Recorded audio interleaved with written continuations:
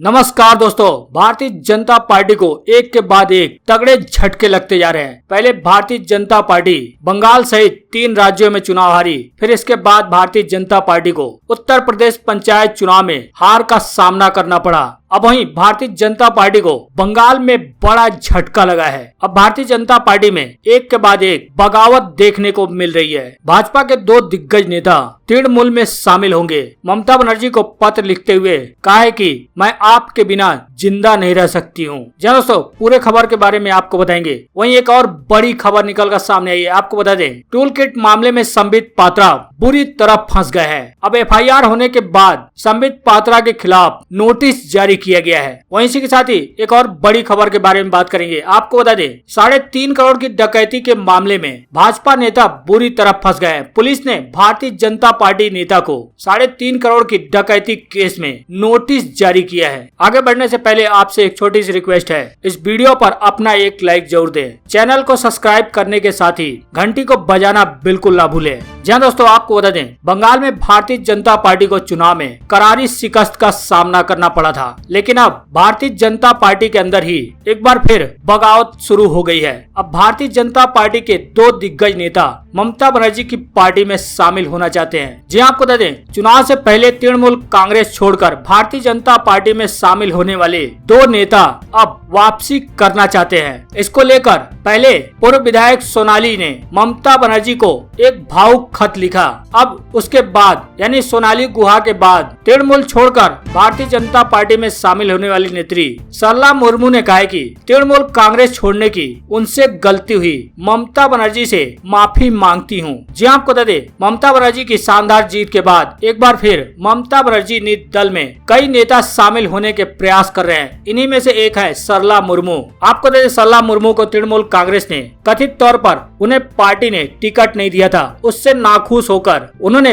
Party छोड़ दी थी। अब एक बार फिर तृणमूल कांग्रेस में सरला मुर्मू लौटने की इच्छा जाहिर की है। सरला मुर्मू ने भारतीय जनता पार्टी में शामिल होने को अपनी गलती बताते हुए कहा कि वह चाहती है कि ममता बनर्जी उन्हें माफ कर दे। मुर्मू ने मालदा में अपने आवास पर संवाददाताओं से बातचीत करते हुए कहा कि यदि वह यानी ममता बनर्जी उन्हें स्वीकार कर लेती है तो वो उनके साथ रहेंगी और पार्टी के लिए खूब मेहनत करेंगी। हालांकि इससे पहले सोनाली गुहा ने भी ममता बनर्जी को भावुक पत्र लिखा था। उन्होंने पत्र लिखते हुए कहा था कि दीदी बिन यानी ममता बनर्जी के बिना वो जी नहीं सकेंगी। वो तृणमूल में दोबारा वापसी करना चाहती हैं। जी आपको बता दें, TMC के पूर्व विधायक जो कि भारतीय जनता पार्टी में शामिल हो गई थी, सोनाली गुहा ने ममता बनर्जी को पत्र लिखा है। ममता बनर्जी को पत्र लिखते हुए कहा कि पार्टी छोड़ने के लिए वो माफी मांगती हैं और स्वयं को TMC प्रमुख से दोबारा पार्टी में शामिल करने की गुजारिश की है। पूर्व विधायक सोनाली गुहा ने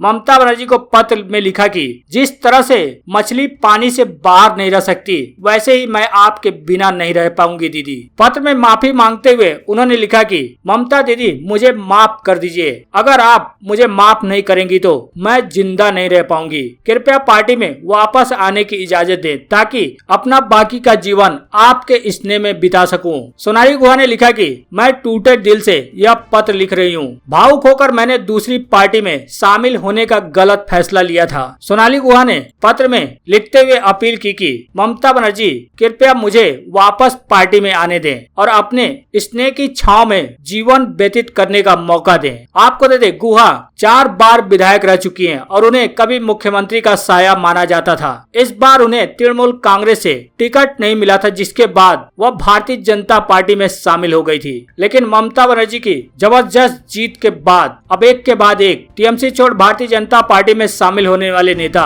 फिर से वापसी करना चाहते हैं। हालांकि सोनाली गुहा के पत्र पर TMC नेता का कहना है कि इस पर ममता बनर्जी ही आखिरी फैसला लेंगी।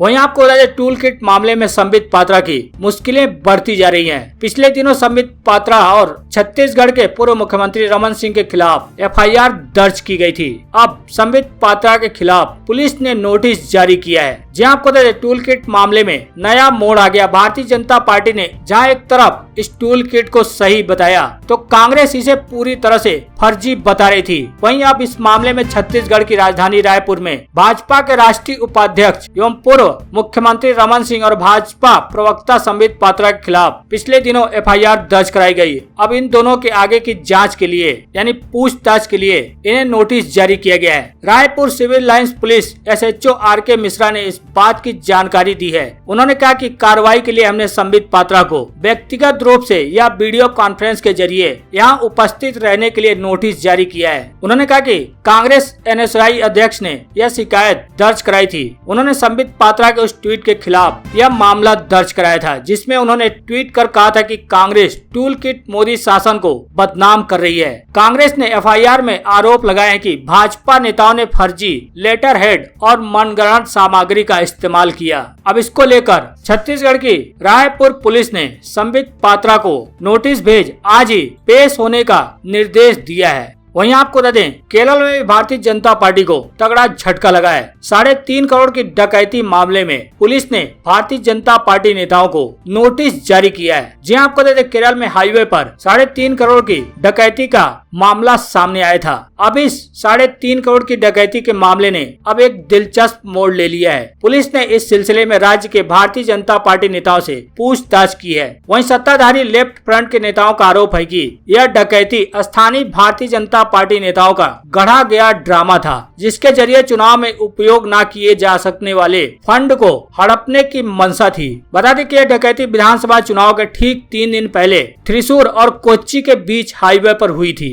इंडियन एक्सप्रेस की रिपोर्ट के मुताबिक बताया गया कि क्राइम ब्रांच ने इस मामले भारतीय जनता पार्टी के स्टेट जनरल सेक्रेटरी और वरिष्ठ आरएसएस प्रचारक एम गणेशन के साथ Bharatiya Janata party state office secretary जी गिरिसन को नोटिस जारी किया है। दोनों को रविवार के दिन पुलिस के सामने हाजिर होने को कहा गया है। इससे पहले शनिवार को पुलिस ने थ्रिसूर के भारतीय जनता पार्टी नेताओं से पूछताछ की थी। वहीं आपको बता दें बिहार से एक बड़ा मामला सामने आया है। सिवान में भारतीय जनता पार्टी नेता ने लॉकडाउन का बड़ा उल्लंघन किया। नर्तकी के साथ डांस का सोशल मीडिया पर वीडियो वायरल हो गया। जी आपको बता दें बिहार में कोरोना संक्रमण की चेन को तोड़ने के लिए लॉकडाउन लगाया गया है। इसके बावजूद भी शादियों में बार बालाओं के डांस का आयोजन कर नियमों का उल्लंघन किया जा रहा है जिसे लोगों को जागरूक करना चाहिए। वही जनप्रतिनिधि खुद नियमों को ताक पर रखकर नर्तकी के साथ आनंद ले रहे हैं जिसका वीडियो अब सोशल मीडिया पर वायरल हो रहा है। दरअसल वायरल वीडियो में सिवान के सदर प्रखंड का बताया जा रहा है जिसमें भारतीय जनता पार्टी के मंडल अध्यक्ष शैलेंद्र सिंह ऑर्केस्ट्रा में नर्तकी पर पैसा उड़ाते हुए दिख रहे हैं। यह कार्यक्रम 1 सप्ताह पहले का बताया जा रहा है जिसका वीडियो अब सोशल मीडिया पर वायरल हुआ है। आपको बता दें इनकी पत्नी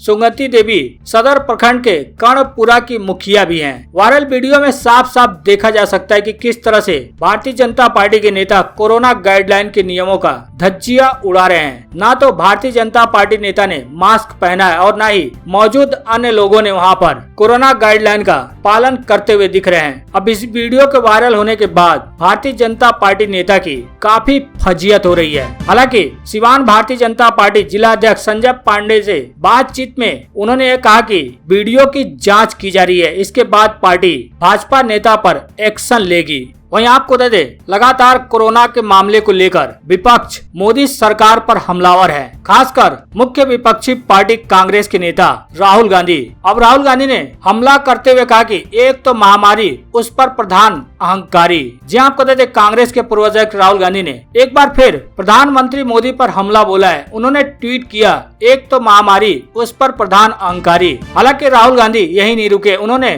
फिर ट्वीट के जरिए एक फोटो का जिक्र करते हुए मोदी पर हमला बोलते हुए लिखा कि मुझे 100 के फोटो साझा करना अच्छा नहीं लगता। देश दुनिया फोटो देखकर दुखी है, लेकिन उन्होंने मजबूरी में मृत परिजनों को गंगा किनारे छोड़ दिया। उनका दर्द भी समझना होगा। गलती उनकी नहीं है, इसकी जिम्मेदारी सामूहिक नहीं सिर्फ केंद्र सरकार की है। वहीं कांग्रेस के दिग्गज नेता चिदम्बरम ने भी मोदी सरकार पर निशाना साधा है। उन्होंने ट्वीट करते हुए मोदी सरकार पर हमला किया। उन्होंने लिखा कि दिल्ली में टीकों की कमी के कारण 18 से 44 आयु वर्ग के टीकाकरण को स्थगित करने के बाद तेलंगाना से बुरी खबर आई है। राज्य के 33 जिलों में से 29 जिलों में टीका नहीं लगाया जा सका क्योंकि टीका ही नहीं था। हालांकि कांग्रेस के साथ साथ अन्य विपक्षी पार्टियां भी सरकार पर हमलावर हैं। बहुजन समाजवादी पार्टी के नेता मायावती ने ब्लैक फंगस को लेकर कहा कि केंद्र को पूरी गंभीरता के साथ ठोस उपाय करने की जरूरत है क्योंकि कोरोना को लेकर देश में अभी भी